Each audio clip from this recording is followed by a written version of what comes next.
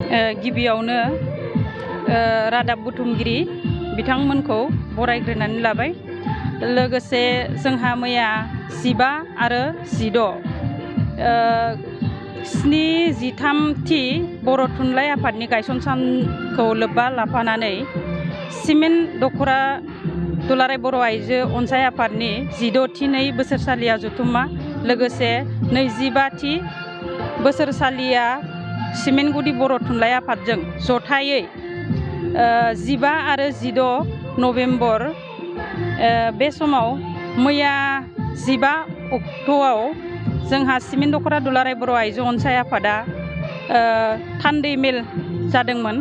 बे थान्दै मेलनि गेजेरजों जोंहा धेमाजि जिल्ला दुलाराय बर' आइजो अनसाय आफादनि बोसोनगिरि मुस्रिमा सुबारानि बसुमतारी बिथांखौ जोङो गाहाय आलासि महरै आयदानि सायाव बुंथिगिरि महरै मोननो हादोंमोन। लोगोसे गोबां आयदा हाबाफारि लानानै जोङो गुबुन गुबुन गामिनिफ्राय लिंहरनानै बे थान्दै मेलखौ गाजा गोमजायै खुंफुंदोंमोन। लोगोसे बे थान्दै मेलनि गेजेरजोंनो जोंहा गोजाम आफादखौ सिफायनानै गोदान आफाद दाफुंनाय जादों।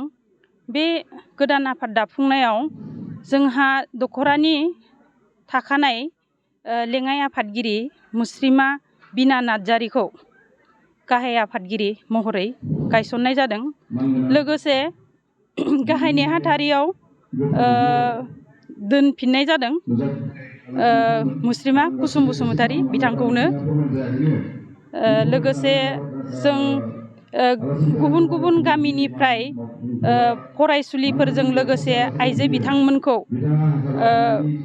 खावलायहरनाय लेखा बाहागो लाफैदों। जों गोजोननाय मोनदों। जोंनि बुंथिगिरि बिथाङा गोबां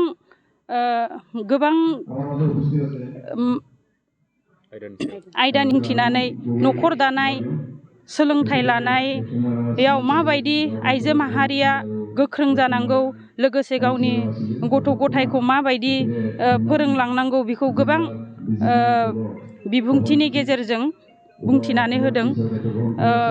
जानो हागौ जोंनि गामियारि ओनसोलनि आइजो माहारिफ्रा बिथांनि बिबुंथिनि गेजेरजों गोबां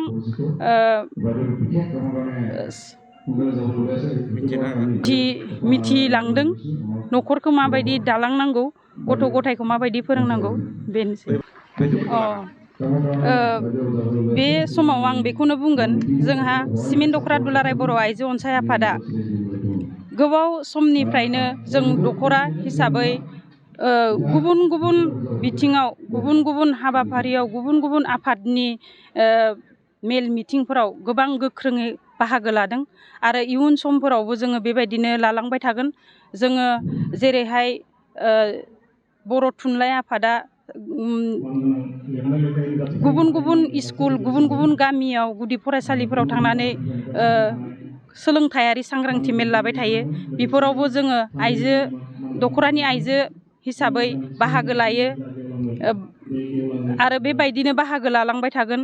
गुबुन गुबुन आफादफोरनि सांग्रांथि मेल बेफोरावबो जोंखौ लेंहरो, जों थाङो, बाहागो लाहैयो। लोगोसे जोंबो सम सम जोंबो बिदिनो सांग्रांथि मेल लायो।